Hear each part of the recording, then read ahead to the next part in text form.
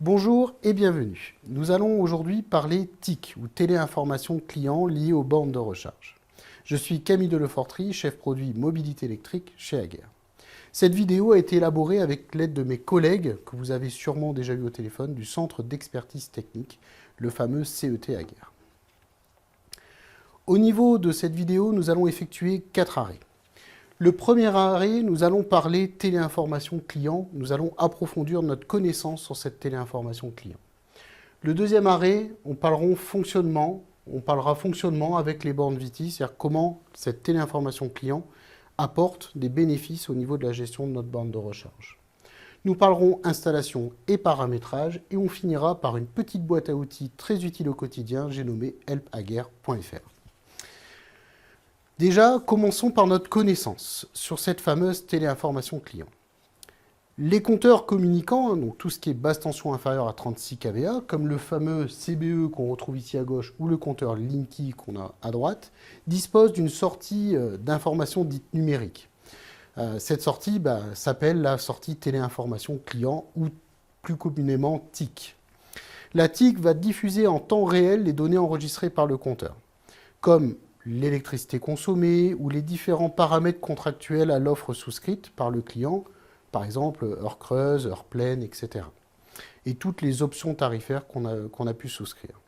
La TIC, habituellement, est plus utilisée dans des fins de maîtrise de l'énergie, de maîtrise de la consommation, comme par exemple avec un délesteur ou un gestionnaire d'énergie. Et on verra que notre borne de recharge, étant un gros consommateur dans l'habitat, on a cet intérêt au niveau de cette gestion de la téléinformation client. La téléinformation client dispose de 2 modes distincts, ce qui est très important. Nous avons déjà, historiquement, comme on peut le dire historiquement, la TIC historique, qu'on va retrouver sur tous les compteurs qui ne sont pas des compteurs Linky. Sur un compteur Linky, on a une particularité, c'est qu'on va avoir la TIC historique, mais aussi la TIC standard, qui est dite standard. Le mode standard est un petit peu différent, puisqu'il va transmettre des données supplémentaires sur cette fameuse téléinformation client. Ce mode standard va nous permettre notamment de bénéficier des nouveaux tarifs. Vous avez vu, il y a plein de nouveaux tarifs aujourd'hui qui existent avec des heures super creuses, des tarifs spécifiques. Et c'est grâce à cette TIC standard que nous allons pouvoir gérer ces tarifs. Par défaut, la TIC est toujours activée en mode historique sur les compteurs. En mode historique, la téléinfo va nous donner des informations. On va avoir, voilà ici, une liste d'informations. On va avoir les index de consommation, la période tarifaire qui est en cours, l'intensité souscrite, l'intensité instantanée en consommation. Et vous voyez quelques informations. Si je vous affiche maintenant ce qui va se passer sur la TIC standard, vous voyez, on a beaucoup plus d'informations. Puisqu'on va déjà avoir les notions de puissance apparente, injection, donc tout ce qui sort de la maison, tout ce qui rentre dans la maison en termes d'énergie, et plein d'informations supplémentaires, comme par exemple, on va juste s'intéresser ici, par exemple, aux contacts virtuels qui sont prévus pour des applications futures. Il y a d'ailleurs un contact virtuel qui est dédié à la borne de recharge. Par défaut, les compteurs installés donc, avec la TIC en mode historique ont accès qu'aux données historiques. Et si on a un abonnement spécifique, il faut utiliser une TIC standard pour pouvoir exploiter pleinement ces fonctionnalités. Mais par contre, il y a un petit point d'attention à faire, puisque les produits installés déjà chez vos clients ne sont pas forcément compatibles avec cette TIC standard. Ce qui peut amener une problématique. C'est-à-dire que si vous avez par exemple un gestionnaire d'énergie installé depuis, 10 ans dans votre installation, que vous décidez de passer sur une TIC standard, ce gestionnaire d'énergie peut ne plus fonctionner. C'est-à-dire qu'on va avoir un problème, un conflit, c'est qu'on n'aura plus de délestage, par exemple, si on est en chauffage électrique. Ou simplement, notre chauffe-eau ne s'enclenchera plus, puisque notre gestionnaire ne saura plus décoder l'information heure creuse, heure pleine. Donc c'est un point qui est très important au niveau de cette TIC, c'est que si on passe en TIC standard, il faut s'assurer que l'ensemble des périphériques déjà raccordés à la téléinformation soient compatibles avec cette TIC standard. Mais comment savoir si votre client est en TIC standard ou en TIC historique? Alors, le moyen le plus simple serait de faire défiler le compteur sur le compteur Linky, les différentes informations, et vous verrez apparaître directement, si on prend notre compteur, en appuyant ici sur les petits plus, nous pourrons voir apparaître l'information TIC historique ou TIC standard. Mais la problématique, c'est que la TIC n'est pas forcément changée par le fournisseur d'énergie. C'est-à-dire qu'on peut très bien avoir une offre en multitarif, ce qu'on appelle une offre, par exemple une offre super creuse, heure super creuse, mais la TIC a pu rester en historique au niveau du compteur. Donc le moyen le plus simple pour le vérifier, dans notre cas à nous, lié aux bornes de recharge, ça va être d'utiliser une clé USB qu'on va insérer dans la borne en fonctionnement. Donc il faut bien attendre 2 minutes que la borne ait démarré. On va insérer notre clé USB dans la borne de recharge et ça va nous permettre de récupérer les informations, donc un fichier de diagnostic qui va nous récupérer des informations en disant quel type de TIC on a. Donc là, par exemple, vous voyez, on est sur une TIC historique en triphasé et ici, les tarifs.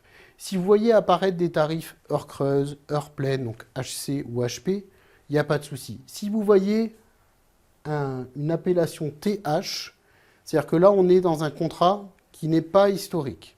Du coup, si on est dans ce cas-là, il n'y a aucune information transmise au niveau de la téléinformation client compatible avec cette offre que votre client a souscrit. Donc, c'est un paramètre à faire très attention au niveau de ce paramètre-là. Alors, pourquoi passer en TIC standard? On peut se poser la question. Eh bien, c'est simple. Si aujourd'hui, vous avez une voiture électrique avec une borne de recharge, on peut souscrire des abonnements avec des tarifs très avantageux, par exemple des heures super creuses.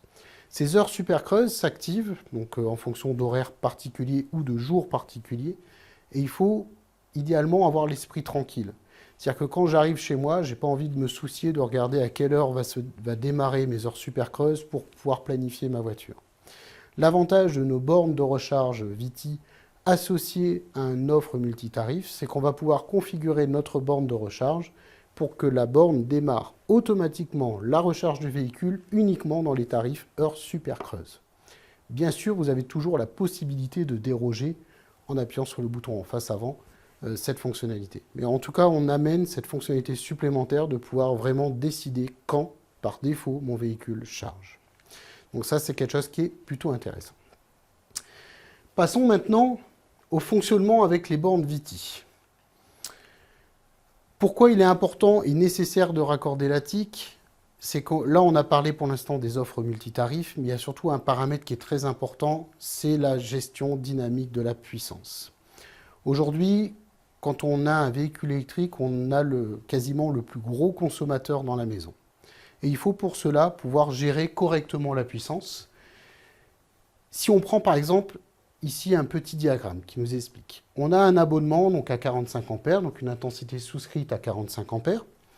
On a actuellement 5 ampères de consommation de veille dans la maison, c'est-à-dire que j'ai 40 ampères de disponible.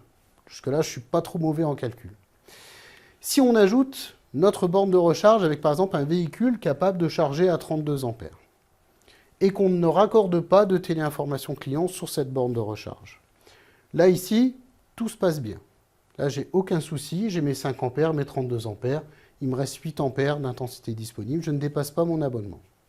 Si maintenant je décide, parce qu'on est le soir, j'ai faim et je décide de faire un petit, par exemple, poulet au four, je vais arriver sur un dépassement. C'est-à-dire que là, du coup, je vais dépasser mon intensité souscrite. Et comme je suis en puissance limitée, je vais avoir une disjonction du disjoncteur de branchement. Du coup, il va falloir que je sorte mes petites bougies. Pour éviter cela, pour éviter d'avoir un choix à faire entre le four et la voiture, je vais utiliser une borne équipée de cartes TIC. Alors, chez Aguerre, vous retrouvez des bornes, donc soit en kit ou soit évolutives. Les bornes en kit sont équipées d'une carte TIC filaire et les bornes évolutives ne sont pas équipées de carte TIC et vous pouvez ajouter des cartes options, par exemple une carte TIC radio et filaire, permettant de vraiment répondre à toutes les situations. Si on parle de cette TIC filaire, l'avantage c'est qu'on va pouvoir gérer notre puissance de façon dynamique et c'est ça l'intérêt de la téléinformation client. Et quand on est en option avec le TRPS 120, on va pouvoir aussi utiliser un émetteur radio. C'est-à-dire que si je reviens ici en arrière, donc là on est en TIC filaire, là on est en TIC radio. Si j'insère ce module radio dans le compteur Linky, la communication entre mon compteur et ma borne se fait uniquement en radio. Et c'est ça tout l'intérêt. Par contre, il faut faire attention. Puisque si je prends par exemple ici mon émetteur radio et mon compteur Linky, Sur les compteurs Linky, vous retrouvez, je vais juste l'ouvrir.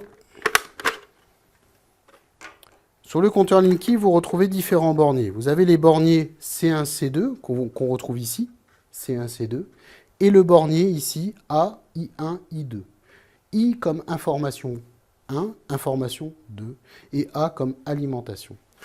Et ce qu'on va retrouver ici avec notre module, c'est qu'il va s'insérer directement sur les plots de communication I1, I2. Et c'est ce qui est important, puisque I1, I2, c'est l'information de la téléinformation, C1 et C2, c'est juste un contact pour, par exemple, le chauffe-eau.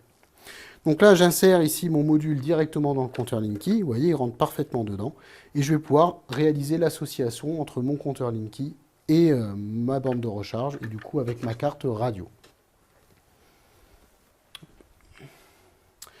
L'avantage de cette solution-là, c'est que maintenant, j'ai une gestion dynamique de la recharge.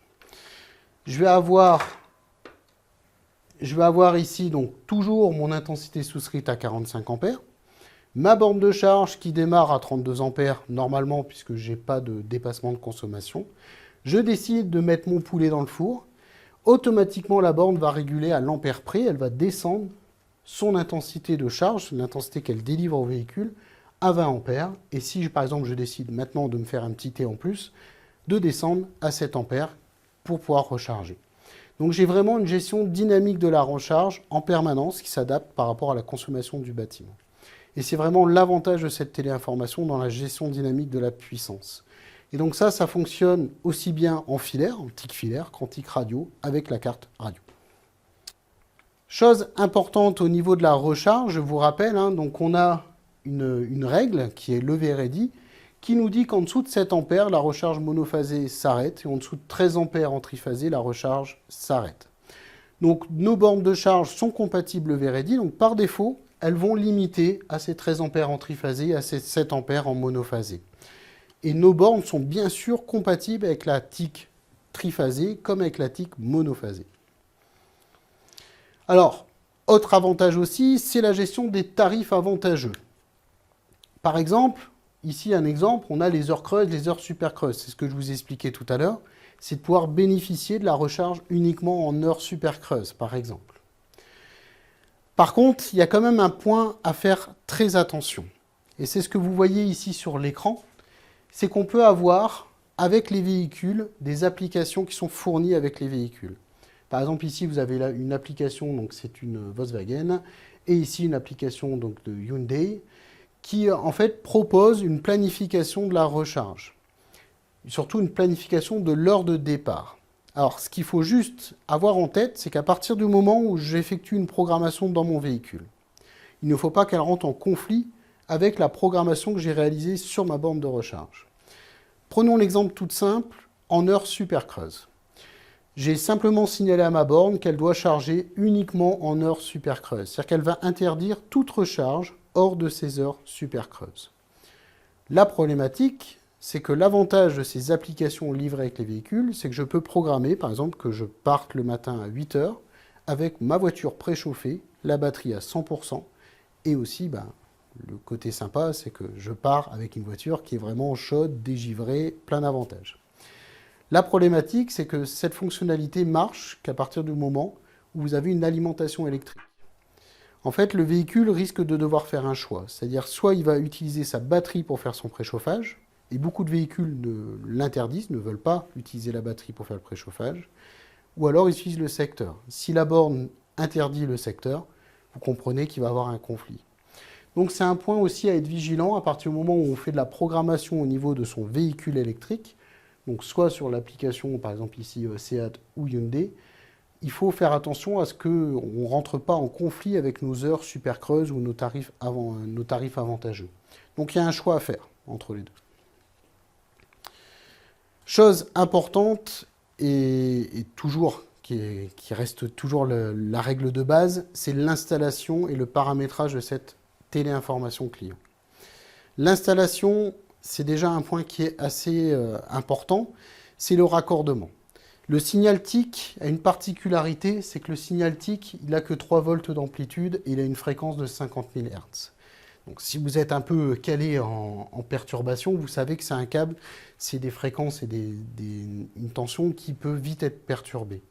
Donc il faut bien utiliser un câble adapté. Vous prenez un câble téléreport torsadé. C'est très important d'avoir un câble adapté pour la téléinformation client. Et ensuite, au niveau du raccordement, je rappelle, c'est bien I1 et I2, pas C1, C2, et je viens raccorder sur ma carte TIC qui est présente dans la borne.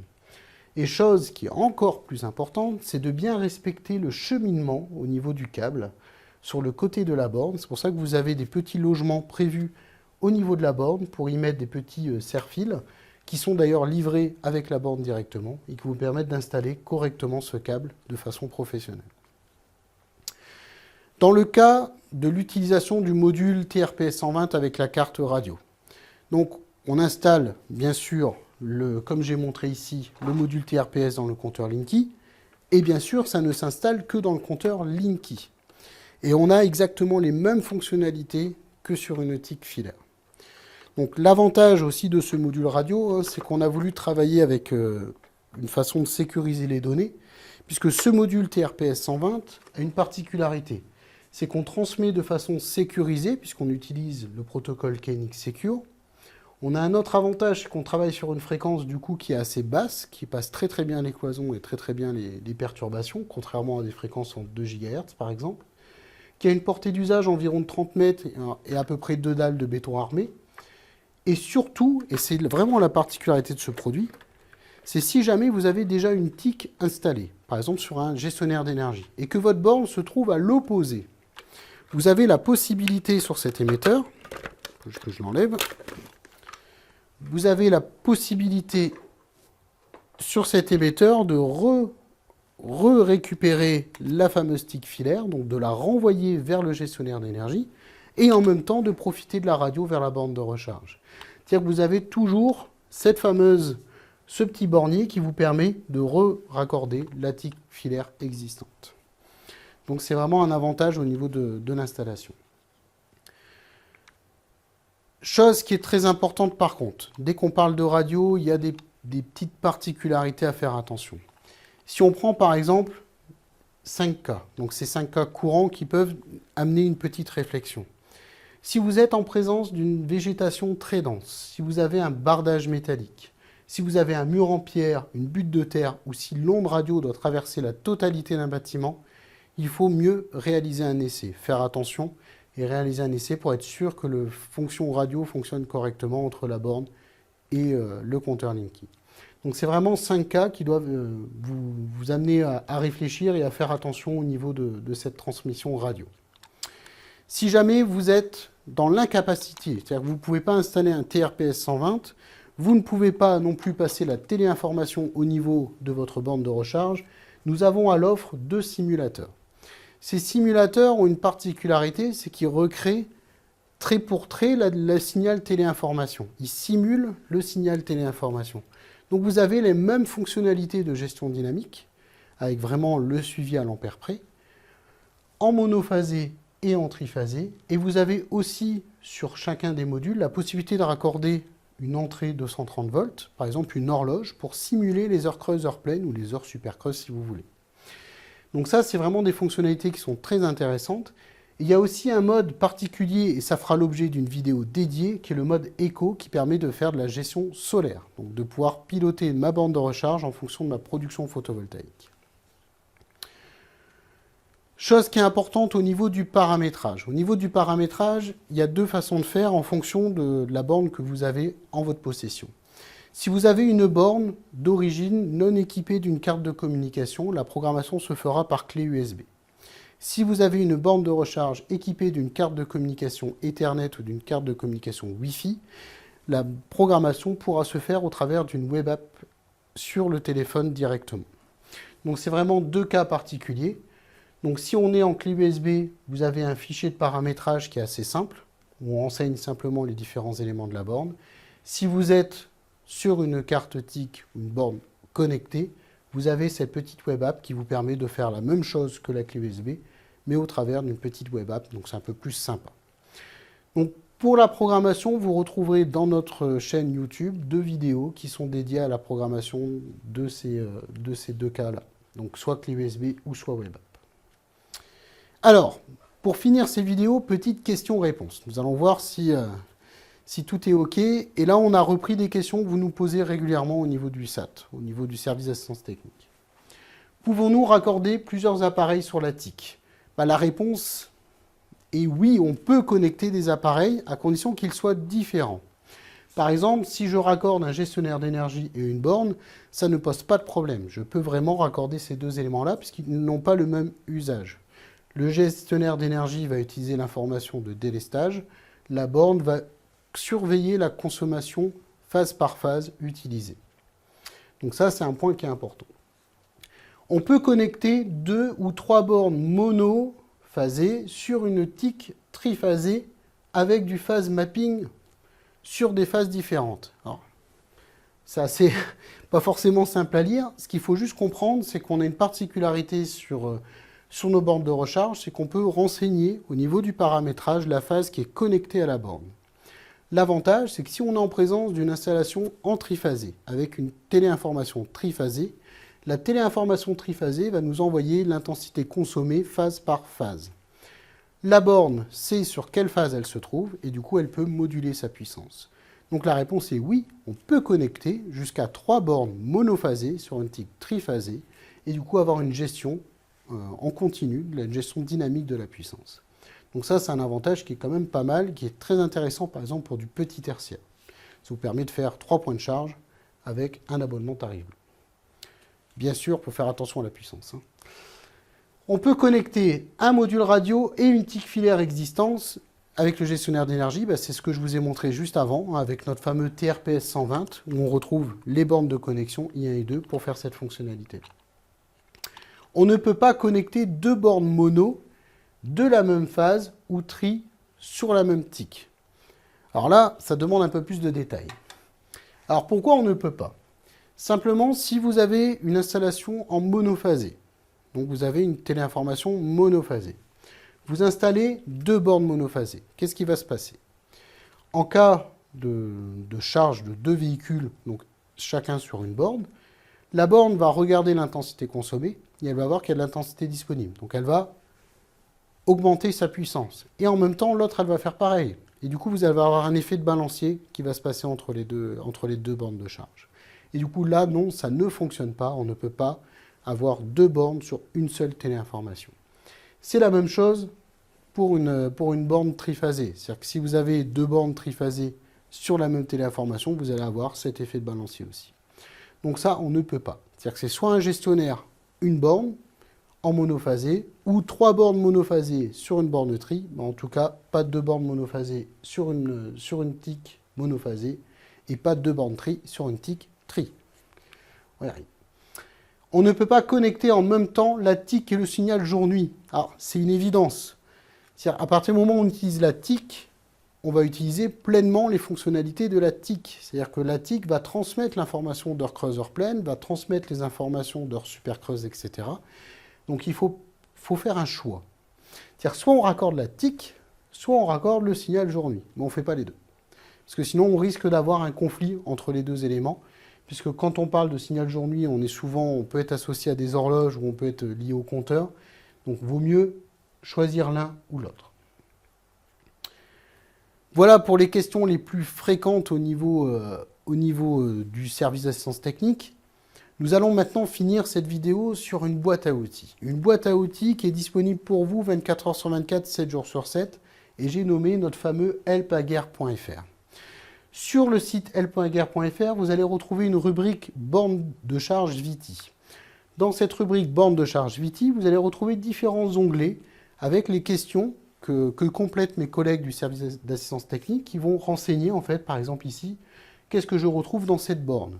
Donc là, c'est vraiment une information, c'est des appels qu'on a au CET, où les gens veulent savoir exactement ce qu'on a dans la borne. Donc on a une partie comment câbler la borne, comment déchiffrer la référence de ma borne, comment relier l'émetteur radio à ma borne de recharge, et différents chapitres comme ça. Et vous retrouvez à chaque fois un petit texte, une petite vidéo quand elle est disponible, qui explique chaque élément. Donc helpaguerre.fr, c'est vraiment l'outil pour vous aider au quotidien au niveau de vos chantiers. Donc pensez-y. Et maintenant, il ne me reste plus qu'à vous remercier, puisque nous arrivons à la fin de cette vidéo, et je vous dis à bientôt pour une prochaine vidéo.